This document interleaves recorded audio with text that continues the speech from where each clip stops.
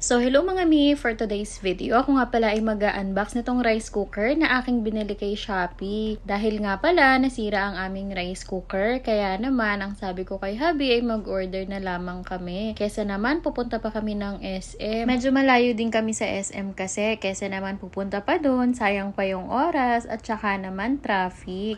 Sa official store nga pala ng Gabor ko binili itong aking rice cooker. Napakaganda kasi ng kanilang style at ito nga yung napili ko. Hindi siya kalakihan, tamang-tama nga lang sa amin. Masasabi ko nga na maayos yung pagkakapak nila at maganda yung packaging at well sealed nga. Ito nga ay may kasama siyang dalawang sandok. Yung isa pang rice at yung isa naman ay pang soup. Color white nga pala yung napili kong color. Hindi nga kalakihan to. 3 liter nga lang pala ang size nito sa pagkakatanda ko. At tignan nyo naman, sobrang ganda niya.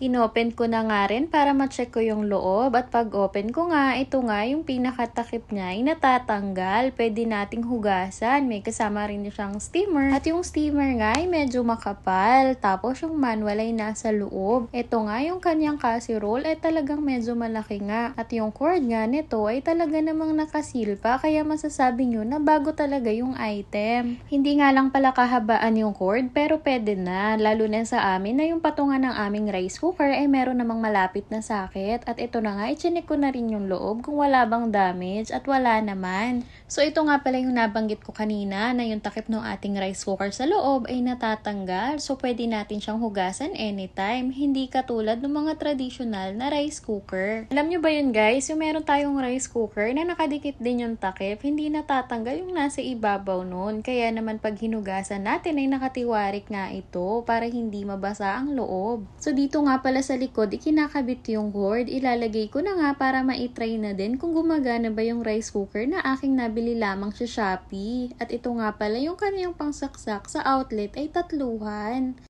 So, tinanggal ko na nga yung lumang rice cooker para mailagay ko na itong bago. Habang binubuksan at sinasara ko nga itong rice cooker, ay talaga namang gandang-ganda ako. Napakalinis ng kulay. At ito na nga, nagtakal na ako ng bigas para maitry kung gumagana ba at talagang nakakaluto ang ating rice cooker.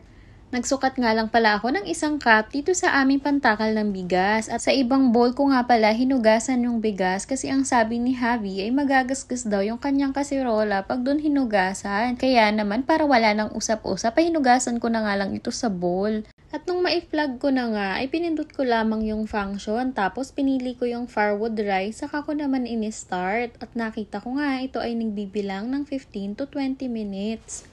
Siguro nga para mas lalo pa natin mainin o maluto yung ating rice. Ilalagay ko nga pala yung link sa aking bio para naman kung gusto nyo ring umorder. Yun lamang guys. Thank you for watching!